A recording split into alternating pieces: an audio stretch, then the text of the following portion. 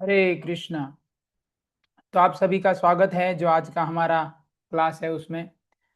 तो जैसे कि आप सब जानते हैं, कल जो है बलराम जयंती है, रक्षाबंधन भी है। तो कल का दिन विशेष है कि कल जो है उसका आवाज आ रहा है, बंद कर दो। कल जो है भगवान बलराम जो श्री कृष्ण के बड़े भाई के रूप में प्रकट हुए थे, तो वो कल ही के दिन प्रकट हुए थे, इसलिए उसको कल का जो दिन है उसको बलराम पूर्णिमा भी कहा जाता है। और बलराम जी पूर्णिमा पे आए थे, फिर उसके एग्जैक्ट 8 दिन बाद आएंगे भगवान श्री कृष्ण। तो कल जो है भगवान बलराम जी का आविर्भाव दिवस है, शुक्रवार, और फिर अगले उसके बाद के शुक्रवार को भगवान श्री कृष्ण का जन्म दिवस है। तो आज हम जो है भगवान बलराम की ही एक लीला पढ़ेंगे। एक किताब है मेरे पास यहाँ पे, उसी में से हम पढ़ेंगे। तो आप देखिए, बलराम जी जो है वो भगवान श्री कृष्ण से पहले प्रकट हुए। बलराम जी वास्तव में आदि गुरु है। मतलब ये संसार में जितने भी गुरु हैं, प्रामाणिक गुरु जो हमको भगवान से मिलाते हैं, हमको भगवान से मिलाने में सहायता करते हैं, तो वो सब बलराम जी का ही, मतलब उसमें विस्तार माना गया है, बलराम जी की ही शक्ति माना गया है। तो भगवान कृष्ण बाद में आए, बलराम जी पहले आए।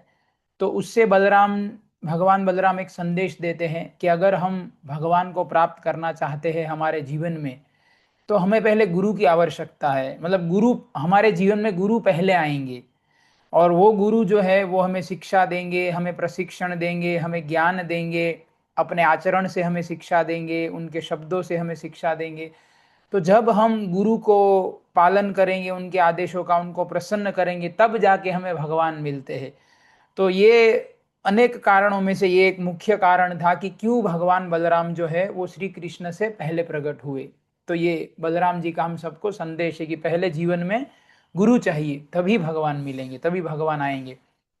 तो आज हम जो है भगवान कृष्ण बलराम और जो धेनुकासुर है उसके बीच में लड़ाई हुआ था, उसका हम वर्णन सुनेंगे, इस किताब से पढ़ेंगे। तो पढ़ने से पहले मतलब धेनुकासुर के बारे में थोड़ा मैं उसका पिछला जन्म हम चर्चा करते हैं कि ये धेनुकासुर जो है, इस जन्म में तो कंस का असुर था। कंस के मतलब उसमें संरक्षण में वो रहता था और काम करता था कंस का। पर पिछले जन्म में ये धेनुकासुर जो है वो विरोचन विरोचन जो है उनके बेटे थे बलि। और वो बलि बलि मतलब बाली, ये बलि महाराज नहीं जो सूतल लोक में रहते, वो वाले नहीं, दूसरे, बाली नाम था इसका। तो विरोचन कुमार बाली जो है उसका बेटा था साहसिक। तो ये साहसिक जो है वो बहुत ही शक्तिशाली था। और वो साहसिक एक बार जो है गंधमादन पर्वत पे घूमने के लिए निकला, और उसके साथ जो है ना 10,000 स्त्रियां भी थी, ऐसा वर्णन मतलब लिखा है किताब में। तो 10,000 स्त्रियों के साथ वो जो है साहसिक घूमने निकला था गंधमादन पर्वत पे। और वहां घूमते घूमते, मतलब आप समझ रहे हैं ना, पार्टी चल रहा था, डांस हो रहा था, नाच गाना चल रहा था, म्यूजिक बज रहा था, इस तरीके से। तो उसे शोर हल्ला होता है ना, मतलब डांस करेंगे सब, नाचेंगे तो उससे। और उस समय तो गहने भी पहनते थे सब लोग, तो गहनों की भी आवाज होती है नाचेंगे तो पूरा जो है मतलब एक टुमुल्ट साउंड वहां पे होने लगा। तो उसी गंधमादन पर्वत पे, वहां पे गुफा में दुर्वासा मुनि जो है वो तपस्या कर रहे थे भगवान की, और वो कई सालों से उसी गुफा में अकेले ऐसे तपस्या कर रहे थे। तो जब ये इतना शोर हो रहा था, हल्ला हो रहा था गंधमादन पर्वत पे, तो वो साहसिक और उसके जो सारे ये फ्रेंड्स थे उसको ऐसे कुछ ध्यान नहीं दिया उन्होंने ये सब चीजों पे। और वो तो वैसे भी कहते हैं ना, जो कोई अमीर व्यक्ति होता है, बलवान होता है, तो वो नशे में मतलब मदमस्त होता है, उसको जनरल एटिकेट्स या मोरल वैल्यूज या कैरेक्टर उतना ध्यान नहीं देते। संपत्ति हो या सुंदरता या बल के नशे में। तो साहसिक का यही प्रॉब्लम था कि भाई धनवान भी था, बलवान भी था, सुंदर भी था, तो वो सब भूल गया था, कैरेक्टर और मोरल कोड ऑफ कंडक्ट ये सब। तो दुर्वासा ऋषि जो है वो गुफा से बाहर आए, और उसने देखा कि ये तो सब हल्ला कर रहे हैं इधर, बिना कोई सोचे समझे इधर उधर देखे। तो उस समय दुर्वासा ऋषि, क्योंकि वो कई हजारों सालों से तपस्या कर रहे थे, बहुत पतले हो गए थे, उनका बॉडी पूरा जीर्ण हो गया था, हड्डी हड्डियां दिख रही थी, और वो लकड़ी के सहारे चल रहे थे, और लंबी लंबी दाढ़ी मूछ हो गया था ऐसे। तो दुर्वासा ऋषि जो है अब हम सब जानते हैं उनको गुस्सा जल्दी आता है, मतलब ऐसे, है ना। तो दुर्वासा ऋषि जो है उसने जब देखा इसके ऊपर कि ये तो बड़ा मदमस्त है, मतलब सब भूल गया है संस्कार क्या होता है, कैरेक्टर क्या होता है, तो उसने साहसिक को श्राप दे दिया कि तू जो है ना एकदम गधे जैसा है। गधा मतलब जनरली गधा जो प्राणी है उसको मूर्ख प्राणियों की कैटेगरी में रखा जाता है, कि उतना दिमाग नहीं होता है उसके पास, गधे के पास, है ना, ऐसा। तो बोले तू एक नंबर का मूर्ख है, एकदम गधे जैसा तेरा व्यवहार है, तो बोले तू गधा बन जा, है ना। तो जैसे ही दुर्वासा ऋषि ने श्राप दिया, वो फिर उसको गधा बनना पड़ा। पर क्योंकि दुर्वासा मुनि जो है वो सच्चे संत है, महान संत है वो, तो ऐसे संतों का जब कोई श्राप भी मिलता है तो वो आशीर्वाद का ही काम करता है लॉन्ग रन में, है ना।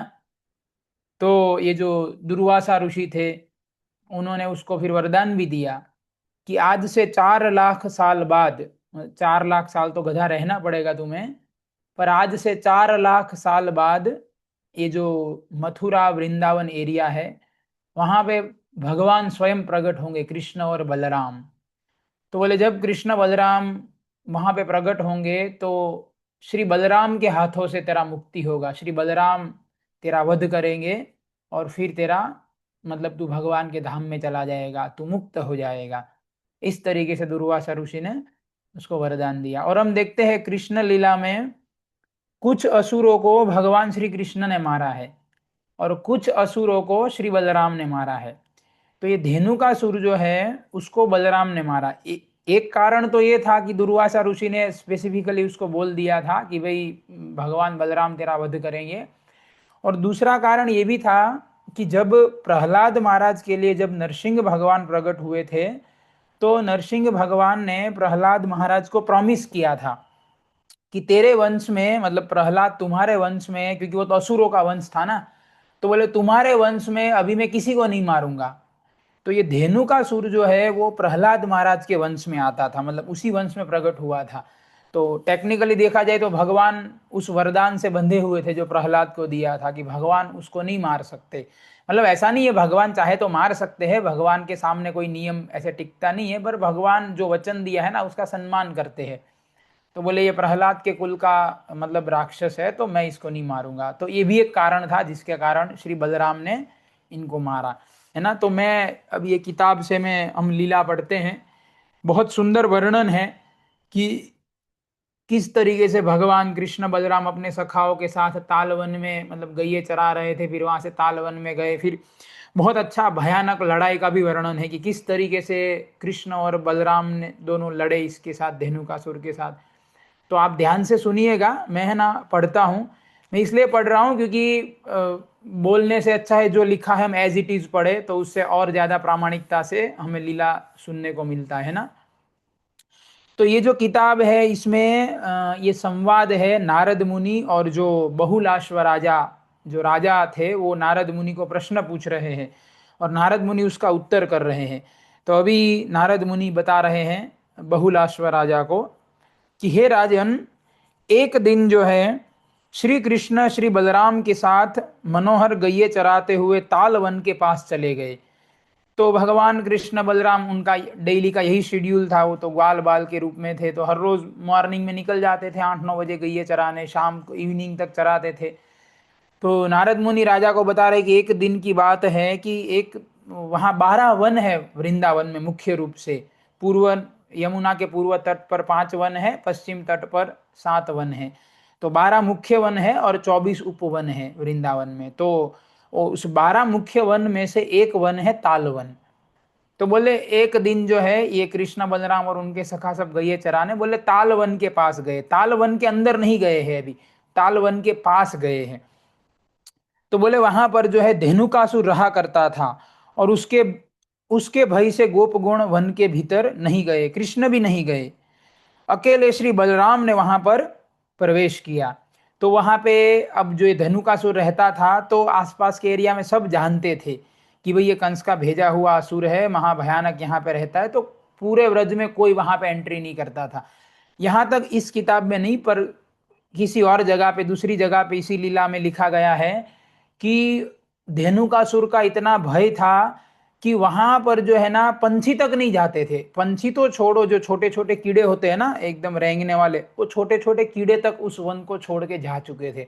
मतलब हम कल्पना कर सकते हैं कि वो कितना भयानक राक्षस होगा कि छोटे छोटे कीड़े जो है वो भी उस वन में नहीं रहते थे, इतना उसका मतलब खौफ था उस वन में पूरा।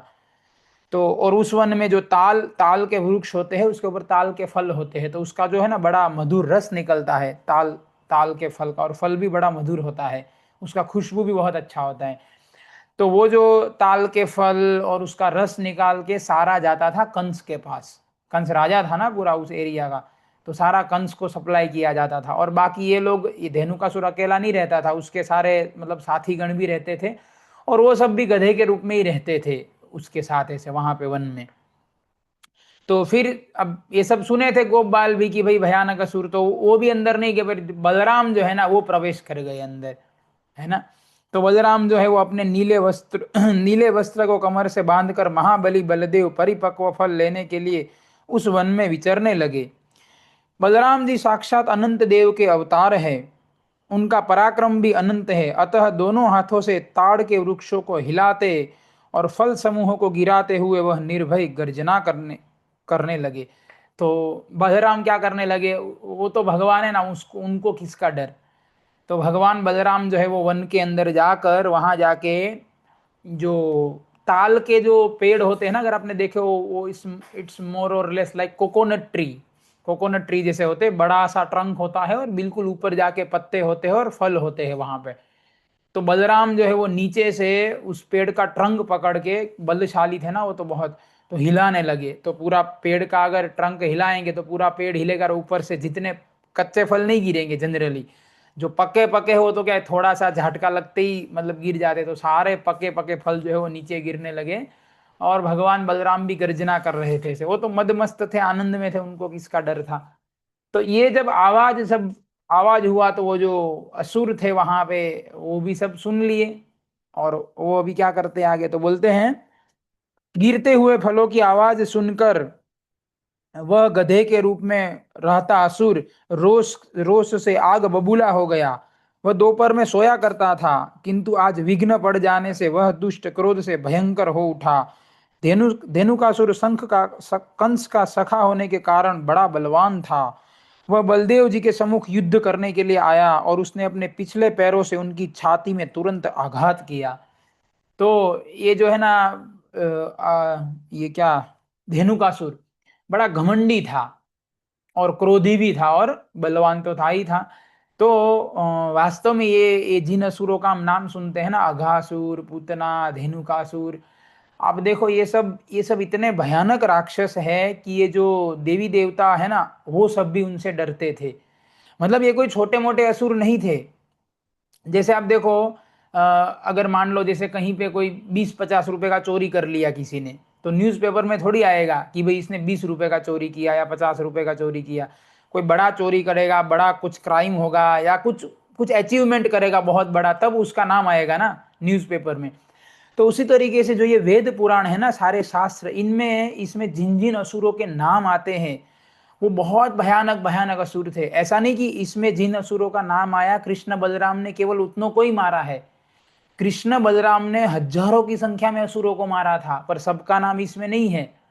तो उसका एक कारण तो ये भी है कि भाई सबका नाम लिखने जाएंगे तो ग्रंथ बहुत बड़ा हो जाएगा, पर दूसरा कारण ये भी है कि जो छोटे मोटे असुर थे ना उसका नाम नहीं आया है। कहने का तात्पर्य है कि ये वेद पुराण में जिन असुरों का नाम आ रहा है ना, ये बाय डिफॉल्ट हमको समझना है कि 33 करोड़ देवी देवता भी इनसे टक्कर नहीं लेते थे। सारे देवी देवता इनसे डरते थे। तो इतने भयानक ये राक्षस थे। ये जब धेनुकार सुर से भी कृष्ण बलराम लड़ रहे थे ना, तो लिखा गया है कि देवी देवता जो है वो बादलों के पीछे छुप कर लड़ाई देख रहे थे, आगे नहीं आ रहे थे। जब अघासुर के मुख में भगवान गए तब भी वो बादलों के, तो देवता लोग ये सब देखते रहते थे भगवान की लीलाएं, पर वो बादल के पीछे छुपे रहते थे। क्यों बादल के पीछे छुपते थे, कि भाई ये कृष्ण या बलराम जो है राक्षस को मार रहे हैं, और हम अगर सामने चल के लड़ाई देखेंगे और मान लो ये असुर बच गया और बचकर भाग गया कृष्ण बलराम के हाथों से, तो बोले ये हमको जिंदा नहीं छोड़ेगा। तो समझ रहे हैं ना, देवी देवता तक उनसे डरते थे, इतने भयानक असुर थे ये सब। तो धेनुकासुर भी उसी कैटेगरी का था कि कोई देवी देवता। और वास्तव में एक अन्य जगह पे वर्णन है कि इंद्रदेव भी आए थे इधर।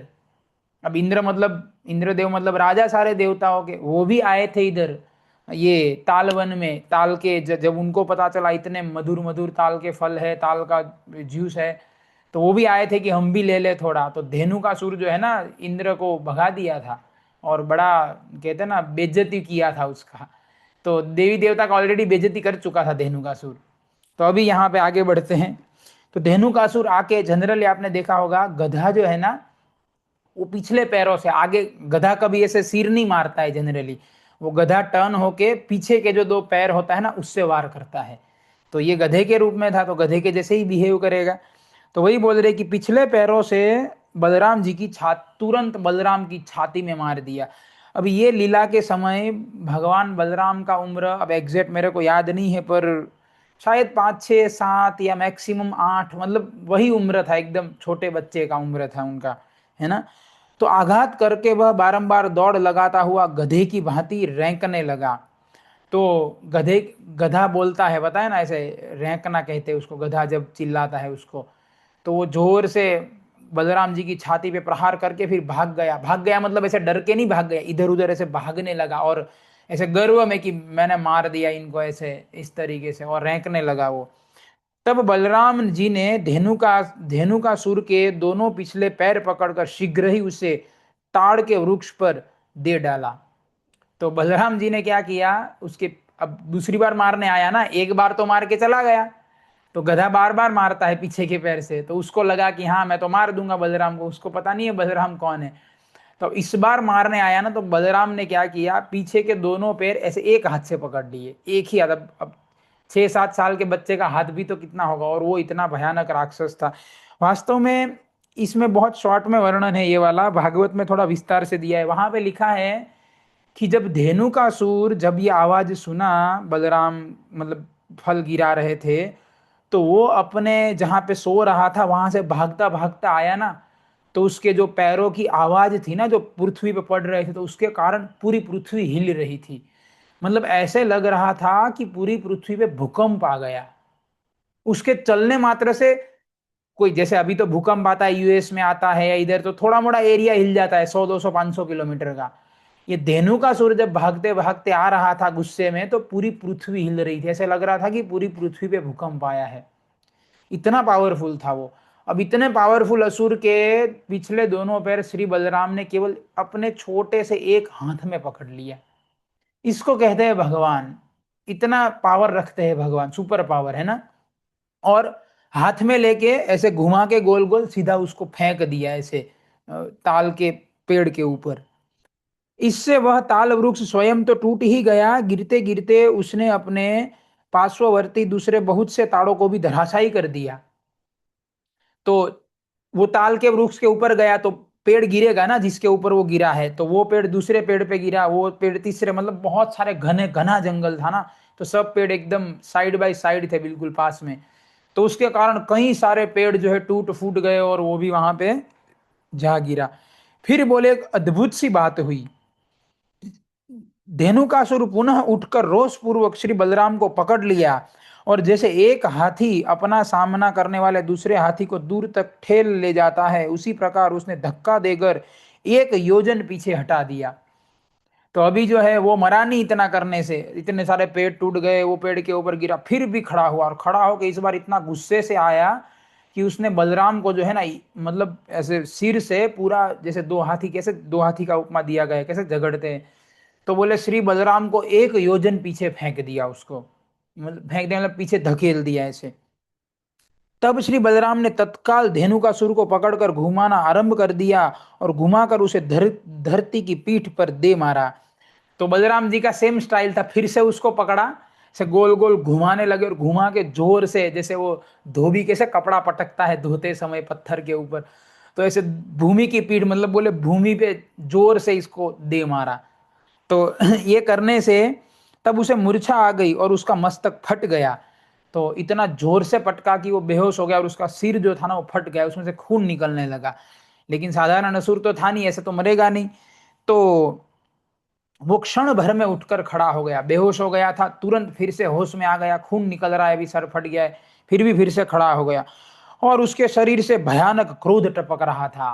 क्रोध टपक रहा था मतलब कि उसकी आंखें एकदम लाल लाल हो गई थी और उसके होठ कांप रहे थे, और इतना, क्योंकि अभी तो मतलब हार हो रहा है ना उसका लड़ाई में, क्योंकि सोचो इतना उसका खौफ था कि छोटे छोटे कीड़े भी छोड़कर भाग गए थे। तो कितना उसका खौफ था, और ऐसे व्यक्ति कितना अभिमान होगा कि भाई मेरा कोई टक्कर नहीं। और आज क्या है, आज कहते हैं शेर पे सवा शेर मिल गया, उसके टक्कर का आदमी मिल गया आज। तो बड़ा खुन्नस में आ गया था कि ये कौन है, आज दिखा दूंगा इसको अभी, ऐसे पूरा वो इतना गुस्से में था वो। तो इसके बाद उस दैत्य ने अपने मस्तक में 4 सिंह प्रकट करके भयानक रूप धारण कर उन तीखे और भयंकर सिंहों से गोपों को खदेड़ना आरंभ किया। तो अभी उसने अपने सिर पर 4 सिंह प्रकट कर दिए। वो तो सुपर पावर था, उसके पास भी पावर थे बहुत सारे। तो 4 सिंह प्रकट करके अन्य जो गोप बाल थे, जो बलराम जी के साथ कृष्ण, उन सबको खदेड़ने मतलब भगाने लगा डरा डरा के से।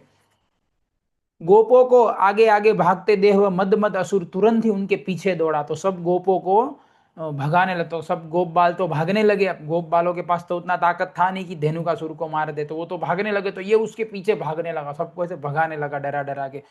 उस समय श्रीदामा ने उस पर डंडे से प्रहार किया। तो ये जो भगवान के मित्र थे ना, ये श्रीदाम, सुबल, स्तोक कृष्ण, अर्जुन, ये सब फ्रेंड थे। तो ज्यादातर फ्रेंड तो भाग रहे थे, पर कुछ फ्रेंड ने थोड़ा हिम्मत दिखाया। तो बोले श्रीदाम जो है उसने डंडा मारा, श्रीदाम सखा था उसने डंडा मारा, सुबल ने मुक्का मारा, स्तोक कृष्ण ने पास मतलब रस्सी, ग्वालों के पास रस्सी होती है ना, रस्सी से मारा, और अर्जुन ने क्षेपण से, और अंशु ने उस गर्दभागार दैत्य पर लात से आघात किया। तो बेसिकली ये 5 मित्रों के नाम है। तो पांचों मित्र उनके हाथ में जो जो था, किसी के पास डंडा, किसी के पास रस्सी, किसी के पास बेत, जो हाथ में आया उससे मारने लगे उससे।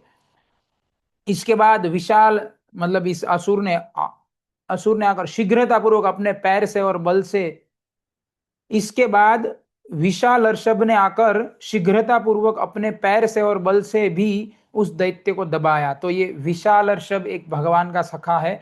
वो दूर से भागता हुआ आया और भागता हुआ आके सीधा पैर से उस असुर को दबाने का प्रयास किया। और तेजस्वी ने गर्दनिया देकर उसे पीछे हटाया, और देवप्रस्थ ने उस असुर को कई तमाचे झड़ दिए। मतलब ये कहना चाहते हैं बेसिकली, अलग अलग मित्रों के नाम देके, कि 8 10 12 मित्र जो भी थे सब घेर लिया और उसको पीटने लगे जितना उनके पास ताकत था उससे। उसके उपरांत अभी देखो, अभी श्री कृष्ण आए मैदान में। अभी तक तो बलराम मार रहे थे, फिर थोड़ा फ्रेंड उनको मारे। अभी जो है श्री कृष्ण स्वयं आए, अभी बता रहे हैं। अभी देखो इन दोनों के बीच में भयानक लड़ाई होगा, श्री कृष्ण और धेनुकासुर के बीच में।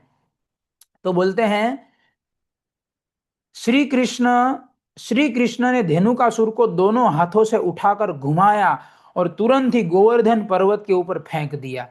तो श्री कृष्ण ने तो आके, अभी ये फ्रेंड तो पीट रहे थे, कोई मुक्का मार रहा था, कोई चांटा मार रहा था, कोई पैर से। श्री कृष्ण ने आके सीधा क्या किया, दोनों हाथ से पूरा उठा लिया उस असुर को। तुझे कितना शक्ति होगा, भगवान का उम्र भी सेम है, यही 3 5 साल जो भी होगा। दोनों हाथों से पूरे असुर को उठा के घुमा कर इतना थ्रो किया। अब तालवन से गोवर्धन बहुत दूर है, ऐसा नहीं कि गोवर्धन तालवन में नहीं है, गोवर्धन बहुत दूर है। अभी आप मथुरा जाएंगे, वृंदावन जाएंगे तो समझेंगे। तो इतना दूर फेंक दिया गोवर्धन पर्वत, ये तो कुछ नहीं है, अभी तो लाखों लाखों योजन दूर फेंकेंगे भगवान, अभी आएगा आगे वर्णन। तो पहले तो गोवर्धन के ऊपर फेंक दिया उसको। तो श्री कृष्ण के उस प्रहार से धेनुकासुर 2 घड़ी तक मूर्छित पड़ा रहा। तो कुछ समय जो है वो क्या है, बेहोश हो गया धेनुकासुर। और फिर से होश में आया, फिर उठकर अपने शरीर को कपाता हुआ मुंह फाड़कर आगे बढ़ा, और दोनों सिंगों से श्री हरि को उठाकर वह दैत्य दौड़कर आकाश में चला गया। अभी उसने क्या किया, जब गोवर्धन पे उसको फेंक दिया था तो वहां उठ के पहले 4 सिंह प्रकट किए थे ना, अभी यहाँ पे लिखा है 2 सिंह उसने मतलब गायब कर दिया। अभी 2 सिंह से पूरा भागता भागता आया और सीधा श्री कृष्ण को 2 सिंगों से अपने ऊपर उठा लिया, और अपने ऊपर उठाकर वो उड़ते उड़ते आकाश में चला गया पूरा। और आकाश में 1 लाख योजन ऊंचे जाकर उनके साथ युद्ध करने लगा। तो आकाश में 1 लाख योजन ऊपर चले गए। 1 योजन मतलब जितना मेरे को पता है 8 किलोमीटर होता है शायद, पर मैं श्योर नहीं हूं, मैं भूल गया हूं, मैं पढ़ा था बहुत पहले कितना होता। आप गूगल कर सकते हैं 1 योजन मतलब कितना होता है। तो मतलब ज्यादा ही किलोमीटर होते हैं, एक योजन मतलब। हाँ, कितना होता है? कितना? अच्छा, तो यहाँ बता रहे हैं 16 किलोमीटर। तो जो भी है, कहने का मतलब है कि 1 लाख योजन, अगर एक एक एक किलोमीटर भी गिन लो तो भी 1 लाख किलोमीटर, मतलब कितना ऊपर गए होंगे। तो 1 लाख योजन दूर चले गए और वहां जाके अभी स्पेस में लड़ाई होने लगा कृष्ण और धेनुकासुर दोनों के बीच में, है ना। तो एक बार एक व्यक्ति प्रश्न पूछा था, जब ये सुना था, बोले स्पेस में वो कैसे जिंदा रह सकते, वहां तो ऑक्सीजन होता ही नहीं है। तो यहाँ जो है ना, हमारा हमारा जो हमारा छोटा सा, या हमारा तुच्छ लॉजिक, या जो हमारा छोटा सा बुद्धि है, वो काम नहीं करता है। ये भगवान, धेनुकासुर, इन सबको जिंदा रहने के लिए ऑक्सीजन नहीं चाहिए, और ना ही उनको स्पेस में कोई सूट पहनना पड़ेगा, वरना मर जाएंगे। ये सब सुपर पावर लोग है, या असुर है, या भगवान है, इनको ये सब, मतलब ये भौतिक नियमों से परे है वो लोग सब, ये सब नियम उनके ऊपर काम नहीं करते हैं, है ना। अब वरना देखो, धेनुकासुर तो गधा है, अब आपने कभी देखा गधा उड़ता हुआ? गधा देखा कभी क्या? और ये 1 लाख योजन ऊपर चले गए। तो ये जो भौतिक हमारे नियम है, वो इन सब पे काम नहीं करते हैं। तो फिर बोले 1 लाख योजन ऊपर जाकर युद्ध करने लगा, तो तब भगवान श्री कृष्ण ने धेनुकासुर को पकड़कर, अब सोचिए, 1 लाख योजन ऊपर लड़ाई चल रहा था स्पेस में, वहां से भगवान ने धेनुकासुर को पकड़ा, श्री कृष्ण ने, और 1 लाख योजन से इतनी दूर से उसको सीधा पृथ्वी पे थ्रो किया। मतलब सही में अगर हम हमारा बुद्धि का इस्तेमाल थोड़ा करेंगे, सोच सकते हैं कि भगवान ने कितना पावर लगाकर थ्रो किया होगा, है। क्योंकि वहां कोई गुरुत्वाकर्षण बल तो है नहीं पृथ्वी का कि उसको खींचेगा नीचे। वो 1 लाख योजन तो गुरुत्वाकर्षण रेंज के से कई योजनों ऊपर है वो लोग। तो कितना जोर लगा के भगवान ने फेंका होगा उसको कि सीधा पृथ्वी पे आके गिरा वो, उसी जगह पे तालवन में। फिर बोलते हैं भगवान श्री कृष्ण, इससे उसकी हड्डियां चूर चूर हो गई और वो मूर्छित हो गया। अभी 1 लाख योजन से दूर से कोई नीचे गिरेगा तो सीधी सी बात है ना, क्या हाल होगा। तो बोले उसकी हड्डी पसली, कहते हैं ना, एक हो गई, टूट फूट गया हड्डी पसली, कई सारी हड्डियां टूट गई उसकी, बेहोश हो गया। पर वो भी ऐसे हारने वाला नहीं था, अभी देखो फिर से खड़ा हुआ। बोलते हैं वो फिर से खड़ा हुआ और सिंह की तरह, सिंहनाद की तरह गर्जना करने लगा, और दोनों सिंगों से गोवर्धन पर्वत को उखाड़ लिया। अब इसने क्या किया, दोनों सिंगों से पूरा गोवर्धन पर्वत ही उखाड़ लिया। अब आज भी आप देखो, गोवर्धन पर्वत अगर आज भी आप देखो, 22 किलोमीटर, मतलब उसका पूरा परिक्रमा का डायामीटर है पूरा, अगर आप करते हैं तो। उस समय तो और भी ज्यादा था गोवर्धन। इसी इसी किताब में गोवर्धन पर्वत का भी हाइट, लेंथ, विड्थ दिया है, पर मेरे को याद नहीं है। तो कई सारे किलोमीटर में थे गोवर्धन पर्वत। तो पूरा पूरे पर्वत को अपने दोनों सिंगों पे ही उठा लिया, इतना पावर। और वो पर्वत उठा के सीधा कृष्ण के ऊपर फेंका, पूरा गोवर्धन पर्वत फेंक दिया भगवान के ऊपर। तो भगवान ने पर्वत को हाथ से पकड़कर पुनः उसी के मस्तक पर दे मारा। तो भगवान ने क्या किया, जब इसने गोवर्धन फेंका ना, तो भगवान ने गोवर्धन को कैच कर लिया। भगवान को लगा नहीं, और कैच करके वही गोवर्धन पूरा पर्वत फिर से उसको दे मारा, धेनुकासुर को। तो उसके ऊपर उस बलवान दैत्य ने फिर पर्वत को हाथ में ले लिया और श्री कृष्ण के ऊपर फेंका। तो अब गोवर्धन ने भी, गोवर्धन पर्वत जब धेनुकासुर के ऊपर फेंका, तो धेनुकासुर ने भी पकड़ लिया, दोनों सिंग से पकड़। अब इसमें नहीं लिखा है कैसे पकड़ा, पर सिंग से पकड़ा होगा, या तो दोनों पैरों से पकड़ा होगा आगे, है ना। दैत्य को हाथ में ले लिया, ऐसा लिखा है। हाँ, हाथ में मतलब आगे हाथ तो होते नहीं है गधे के, तो आगे के दो जो पैर है ना, उससे कैच कर लिया। मतलब बेसिकली गोवर्धन को फुटबॉल की तरह खेल रहे दोनों, इधर से वो फेंक रहा है, वो कैच कर रहा है, वो फेंक रहा है, ये कैच कर रहा है। तो इसने कैच करके फिर से श्री कृष्ण के ऊपर फेंका गोवर्धन पर्वत। तो अभी भगवान श्री कृष्ण बोले, भाई ऐसे कैचम कैची कब तक खेलेंगे। तो इस बार भगवान ने क्या किया, यहाँ पे लिखा है कि गोवर्धन पर्वत को पकड़कर उसकी जगह पर रख दिया। अभी जहाँ बोले अभी मैं फिर से फेंकूंगा, वो फिर से पकड़ लेगा, फिर से फेंकेगा, बोले इसका तो कोई अंत ही नहीं आएगा। तो इस बार भगवान ने पकड़ के साइड में रख दिया गोवर्धन, साइड में मतलब जहां से उखाड़ा था उसी जगह पे रख दिया।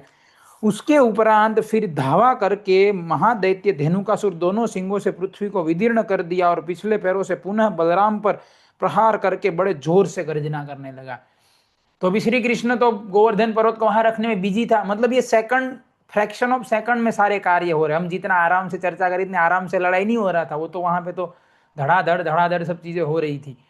तो श्री कृष्ण इधर बिजी थे, तो इसने क्या किया, सिंह अपने पृथ्वी के अंदर, पृथ्वी को खोदना शुरू कर दिया, और इतने गुस्से में अभी बलराम वो सब भी तो वहीं खड़े थे ना, अभी कृष्णा लड़ रहे थे तो ये सब देख रहे थे खड़े खड़े, कोई अभी अटैक नहीं कर रहा था, बोले कृष्णा लड़ रहे, लड़ने दो अभी। तो अभी कृष्ण उधर बिजी थे, तो अभी इसने बलराम के ऊपर फिर से पिछले दो पैरों से बलराम के ऊपर प्रहार किया, फिर से मारा छाती पे। तो बोलते हैं उसकी उस गर्जना से समस्त ब्रह्मांड गूंज उठा और भूमंडल कांपने लगा। और इस बार बलराम को जब मारा तो वो इतना जोर से चिल्लाया कि अभी चल रहा था तो पूरी पृथ्वी हिल रही थी, अब जब वो चिल्लाया तो लिखा है कि पूरे ब्रह्मांड में सबसे ऊपर ब्रह्मा जी का घर है और सबसे नीचे पाताल है, ब्रह्मलोक से लेके पाताल तक पूरे ब्रह्मांड में उसकी आवाज सुनाई दी। अब कल्पना कीजिए क्या चिल्लाया होगा वो, कितना जोर से चिल्लाया होगा कि पूरे ब्रह्मांड में उसकी आवाज सुनाई दी। इतना भयानक असुर था वो। तब महाबली बलदेव ने दोनों हाथों से उसको पकड़ लिया और पृथ्वी पर दे मारा। इस अभी जो है ना बलराम बोले अभी तो इसका कहते हैं ना हिसाब करना पड़ेगा, तो बलराम ने इस बार दोनों हाथों से पकड़ा और जोर से पृथ्वी पर पटका इसको फिर से। इससे उसका मस्तक पूरा पूरा फूट गया और होशो आवाज चला गया। इसके बाद श्री कृष्ण के बड़े भाई ने पुनः उस दैत्य पर मुक्के से प्रहार किया। उसी प्रहार से धेनुकासुर की तत्काल मृत्यु हो गई। उसी समय देवताओं ने वहां नंदन वन के फूल बरसाए। तो अभी बलराम जी ने इस बार जो पटकाना, वो कहते हैं ना फैटल ब्लो इंग्लिश में कहते हैं ना, मतलब ऐसा इस बार पटकाना, ऐसा मारा कि पूरा सर फूट गया, तहस नहस हो गया उसका शरीर, और फिर थोड़ा बहुत अभी जान बचा होगा। तो बलराम जी ने फिर से जो ना एक मुक्का मारा जोर से उसको, और ये मुक्का लगते ही इस बार उसका दी एंड हो गया, मर गया वहीं पे।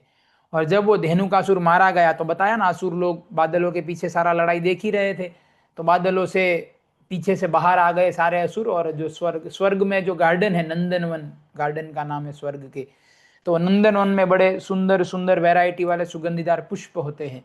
तो बोले वो सारे पुष्प लेकर आए नंदनवन से, और इधर जो है उन्होंने पुष्प बरसाए श्री कृष्ण और बलराम के ऊपर और इनके जो भी सखागण हैं।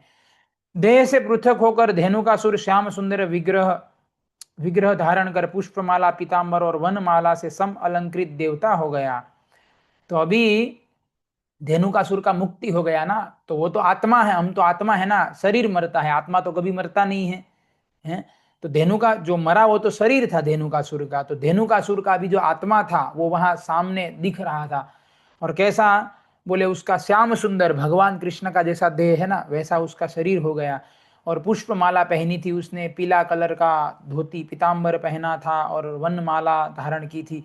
लाख लाख पार्षद उसकी सेवा में जुट गए, और लाखों लाखों लोग जो है वो उसकी सेवा कर रहे थे। उस मतलब अभी वो असुर नहीं रहा, अभी तो भगवान के हाथ से मरा ना, उसका मुक्ति हो गया, उद्धार हो गया, अपना ओरिजिनल स्वरूप उसने प्राप्त कर लिया। और दुर्वासा ऋषि का तो आशीर्वाद, मतलब श्राप कहो आशीर्वाद कहो जो भी कहो, वो तो था ही कि भाई बलराम जी से हाथों से तेरा उद्धार होगा।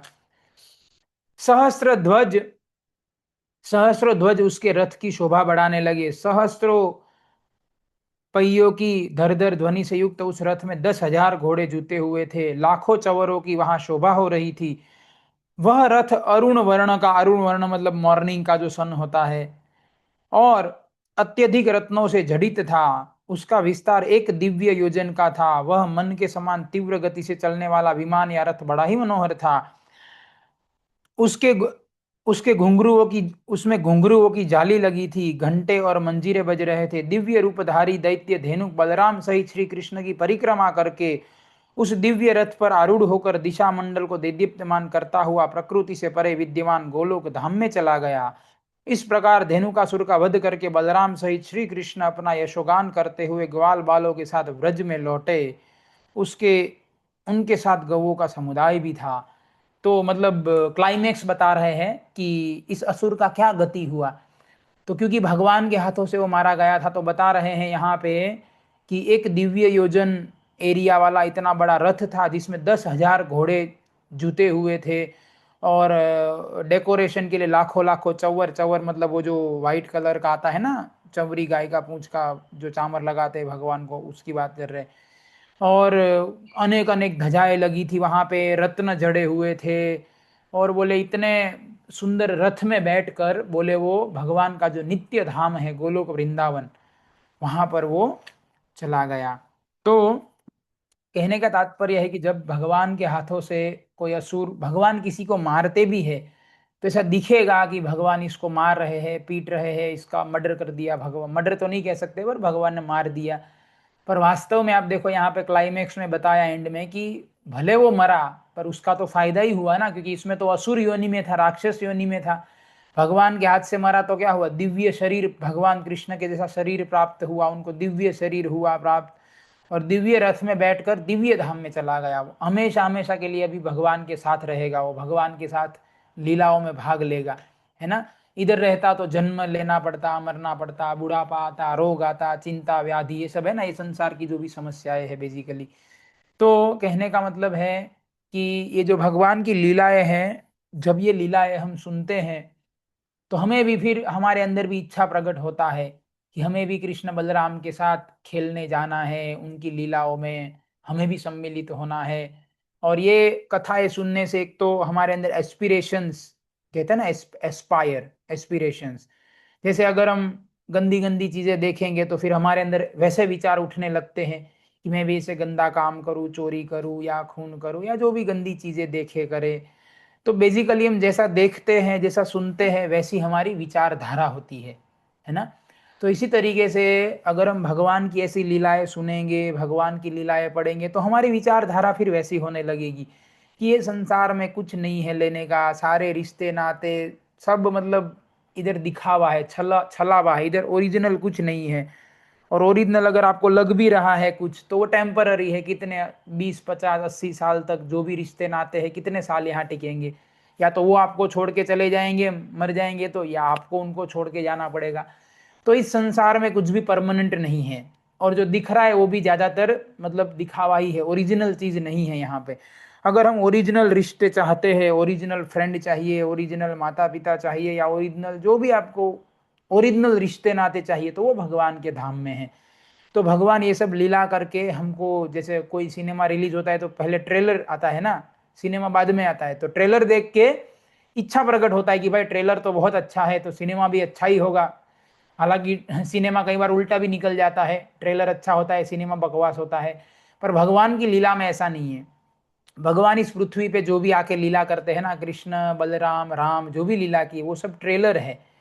तो भगवान ट्रेलर में दिखाते कि देखो मेरे साथ रहने वाले लोग कितने खुश है, कितने सुखी है, तो तुम भी मेरे साथ पास आ जाओ। तो ये ट्रेलर है, मेरे पास आना मतलब मेरे धाम में आ जाओ, वहां पे पूरा मूवी मिलेगा, पूरा मूवी मतलब आनंद वाला जीवन। तो इस तरीके से हमें हमारे जीवन को पवित्र बनाना चाहिए, भगवान की लीला सुननी चाहिए, भगवान की लीला पढ़नी चाहिए। इधर उधर सोशल मीडिया, सिनेमा, गाने, उसमें टाइम बिगाड़ने से अच्छा है ये सब चीज़ें। और आप देखो इसमें रोमांच वगैरह सब है ही ना, कौन बोले लीला है मोनोटोनस है। आप देखो कृष्ण बलराम और धेनु का सुर के बीच में जो लड़ाई हुआ, ये कोई हॉलीवुड के सिनेमा से कम थोड़ी है। आप कल्पना करो 1 लाख योजन जाके स्पेस में जाके लड़ाई कर रहे, 4 सिंह प्रकट हो गए, फिर 2 सिंह गायब हो गए, 2 सिंह। तो कहने का मतलब है आप ऐसी लीलाएं पढ़ेंगे तो ये बॉलीवुड हॉलीवुड से कम नहीं है, इसमें कोई पूरा लड़ाई है इसमें, मतलब रिलेशनशिप्स है इसमें, प्रेम है, सब कुछ है इसमें। पर क्योंकि हम ये किताबें पढ़ते नहीं है इसलिए हमको लगता है कि उसमें क्या पढ़ना, सब बोरिंग है, और फिर हमको लगता है सिनेमा में मजा आएगा। ये ऐसा नहीं है, आप पढ़ेंगे तो सिनेमा से भी बेहतर चीज़ें इसमें हैं। और वो सब देखने से अ, सिनेमा वगैरह से क्षणिक मनोरंजन मिलता है, इसमें परमानेंट मनोरंजन मिलता है। और सबसे बड़ी बात क्या है कि हमारे जो विचार है, हमारी विचारधारा, हमारा एटीट्यूड, वो स्पिरिचुअल होने लगता है, गॉडली कॉन्शियस होने लगते हैं, हमारे अंदर गॉडली डिवाइन डिवाइन क्वालिटीज हमारे अंदर प्रकट होने लगती है ना। तो कल जो है भगवान बलराम का जन्म दिवस है। तो कहते हैं ना जन्मदिन पे व्यक्ति विशेष कृपालु होता है। जैसे हम देख सुनते हैं ना कि पहले के जो राजा हुआ करते थे, जब उनका जन्मदिन होता था तो सब प्रजा को बुलाते थे, बोले मांगिए क्या चाहिए आपको, और ऐसे ही दे देते थे, है ना, सुना होगा आपने। तो ये स्वाभाविक है, जन्मदिन पे व्यक्ति जो है वो थोड़ा विशेष कृपालु होता है। तो भगवान श्री बलराम तो स्वभाव से ही कृपालु है, नेचुरल, मतलब उनका नेचर ही है कृपा वाला। पर कल के दिन वो और ज्यादा कृपालु होंगे, विशेष मर्सीफुल होंगे वो कल। तो इसीलिए कल भगवान श्री बलराम को हमें प्रार्थना करना चाहिए कि हे भगवान श्री बलराम, आप हमको बल दीजिए, बलराम। बल वही उन्हीं से मिलता है, चाहे भौतिक बल हो चाहे आध्यात्मिक बल हो। तो हमें हमें खास करके आध्यात्मिक बल चाहिए। तो कि हे बलराम, आप हमें आध्यात्मिक बल प्रदान कीजिए कि हम भगवत गीता के संदेश को समझ सके। भगवान श्री कृष्ण ने जो शिक्षाएं दी है उसके हिसाब से हमारा जीवन हम निवा व्यापन कर सके। बल चाहिए ना, विल पावर, जिसको विल पावर कहते हैं, जिसको डिटर्मिनेशन कहते हैं, तो वो भगवान बलराम से मिलता है। और भगवान बलराम से मैं भी प्रार्थना कर सकते हैं कि आप हमें जीवन में सच्ची राह दिखाइए, हैं, क्योंकि गुरु का काम वही है ना, सच्ची राह दिखाना। तो बोले हे भगवान बलराम, हम कभी रास्ता ना भटके, हम कभी भ्रमित ना हो जाए हमारे जीवन में, हमेशा भगवान को हमारे जीवन का केंद्र बनाकर भगवत गीता की शिक्षाओं के अनुसार हमारा जीवन चलता रहे। ऐसा बलराम हमको शक्ति दीजिए और जीवन भर हमको मार्गदर्शन देते रहिए। तो बलराम जी आपके ऊपर जरूर कृपा करेंगे, हम सबके ऊपर, है ना। तो इस तरीके से, और कल भी आप जो है भगवान बलराम के बारे में पढ़ सकते हैं, उनकी लीला सुन सकते हैं, है ना। ठीक है। सो थैंक यू वेरी मच। तो अभी जन्माष्टमी आ रहा है 8 दिन बाद, तो उसमें भी हम ऐसे 2-3 दिन, जितना भी समय, मतलब समय का अवेलेबिलिटी होगा उसके हिसाब से हम 2-3 लीलाएं चर्चा करेंगे ऐसे इवनिंग में। तो आप सबसे रिक्वेस्ट है, आप सब थोड़ा अपना समय निकाल के आ सकते हैं 8 से 9 में। ग्रुप में मैसेज आ जाएगा जिस भी दिन हम प्लानिंग करेंगे ऐसे। और आप अन्य श्रद्धावान लोग जो है तो आप उनको भी बता सकते हैं कि वो भी ऐसे घर बैठे जो है भगवान की लीला सुन सकते हैं और उन भगवान की ओर आकर्षित हो सकते हैं। ठीक है। सो थैंक यू वेरी मच। और हाँ, कल जो इस्कॉन मंदिर है उसमें बहुत बड़ा उत्सव है। इधर कठवाड़ा में भी इस्कॉन का एक मंदिर है और दूसरा एसजी हाईवे पे भी है। तो आप वहाँ पे एसजी हाईवे मंदिर जो है वहाँ पे कल दोपहर को फेस्टिवल होगा 11 बजे से। भगवान बलराम का अभिषेक होगा, कीर्तन होगा, कथा होगा और फिर सबके लिए निःशुल्क भोजन प्रसाद भी होगा। और जो कठवाड़ा मंदिर है, इस्कॉन कठवाड़ा, नरोड़ा से आगे, वहाँ पे शाम का फेस्टिवल है, शाम को 5 बजे से होगा। तो यहाँ पर तो ड्रामा भी रखा है हमने, भगवान बलराम की लीला के ऊपर सुंदर नाटिका प्रस्तुत किया जाएगा। कल्चरल प्रोग्राम है बलराम के ऊपर, कल्चरल प्रोग्राम होगा, अभिषेक होगा, सबके लिए प्रसाद होगा। तो आप सबसे मेरा रिक्वेस्ट है, और कल जितना मेरे को पता है शायद नेशनल हॉलीडे जैसा ही रहता है, सबको छुट्टी भी होगा। तो जो भी राखी बांधना या जो भी करना है आप सुबह 10-11 बजे तक निपटा दीजिए। अगर आप एस हाईवे साइड रहते हैं तो आप इस्कॉन मंदिर वहाँ पे जाइए, और अगर आप साबरमती के पूर्वी एरिया में रहते हैं तो आप कठवाड़ा आ सकते हैं इवनिंग में, है ना, पूरे फैमिली के साथ। So thank you very much. Hare Krishna Krishna Krishna Hare Hare, Hare Ram Ram Ram Hare Hare. भगवान श्री बलराम की जय, शिल प्रभुपाद की जय।